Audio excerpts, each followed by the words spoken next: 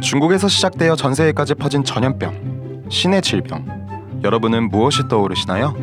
요즘 우리에게 가장 민감하게 다가오는 코로나19가 떠오르시나요? 사실 위 어는 오래전부터 있었던 어떤 질병을 의미하는데요. 바로 14세기 흑사병으로 유럽을 공포에 떨게 했던 페스트입니다. 오늘날 우리에게 다소 생소한 공포의 전염병. 하지만 당시 살고 있던 과거의 누군가에게는 어떤 것이었을까요? 페스트는 야생설 치류의 돌림병으로 벼룩에 의하여 동물간으로 퍼져 유행합니다. 일방적인 증상은 오한전율과 더불어 40도 전후의 고열을 내고 현기증, 구토 증상을 내며 의식이 혼탁해집니다. 잠복기는 2일에서 5일이며 순환기기가 주로 피해를 받습니다. 페스트는 페페스트와 선페스트 두 가지 병행으로 나누어지는데요.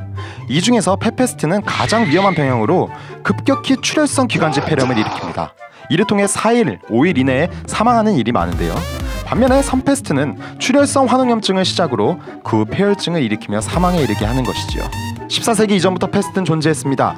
동로마 유스티니아누스 대제식이 등장하여 큰 재난을 불러일으켰다는 기록이 있지만 서유럽 767년, 아랍세계 1200년 이후 그 존재가 잠잠해집니다. 그렇다면 많은 사람들을 사망하게 했던 1365년의 페스트는 어디서 왜 갑자기 나타났을까요? 바로 1200년, 1300년도 몽골 제국의 등장과 함께합니다. 전성기 시절 몽골 제국은 중국 전역과 러시아의 대부분은 물론 중앙아시아, 이란, 이라크에게까지 세력을 확장합니다. 이들은 하루 160km씩 진군하며 세상을 연결하였는데요. 단순히 세상만 연결한 것이 아니라 페스트가 잠들어 있던 윈난성과 버마를 침략하면서 과거의 질병을 회귀시킬 판도라의 상자를 열게 됩니다. 몽골 제국의 등장은 북쪽 초원 지방의 개방을 뜻하는데요. 이 길을 통한 사람들의 접촉이 빈번해짐에 따라 스텝지대의 야생설 치류가 새로운 질병 도균 생물 및 사람들과 접촉하게 된 것이지요. 또한 설치류가 파놓은 땅굴은 시베리아나 만주의 혹한에도 불구하고 페스트 병원군이 사시사철 살아남을 수 있는 국지기후를 조성해 주었습니다.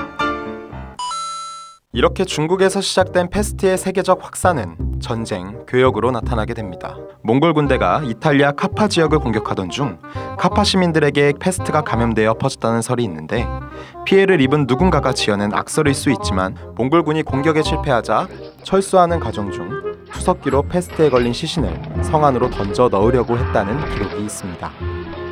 교역 중 전쟁 중심지에 있던 상인들이 전쟁을 피하기 위해 각자의 지역으로 흩어지면서 병의 전염을 확산시켰다는 것은 또 다른 설입니다. 선박을 통해 여러 곳의 항구에 옮겨진 페스트균이 다시 내륙 지방으로 퍼지는 식으로 대부분의 유럽과 서아시아 지역에 침투했습니다. 이 경로에는 쥐와 벼룩이 많았는데 이들은 페스트균이 나타날 때마다 어김없이 감염되었고 자연히 새로운 지역으로 전파되어 감염은 계속 확산되어 나갔습니다. 흑사병 발생 초기의 충격은 엄청난 것으로 사망자 수는 지역에 따라 달랐으나 몇 개의 작은 공동체는 완전히 사라졌습니다. 당시 치사율에 대한 기록은 찾기 힘들지만 1921년도 만주에서 발생한 페페스트의 치사율인 100%, 선페스트의 치사율이 30%에서 90%로 나타난다고 하는데 1300년도 기준 치사율은 상상도 할 수 없을 정도로 높았을 것으로 추정할 수 있습니다. 이러한 무지막지한 전염병 앞에서 사람들은 어떻게 대응하였을까요?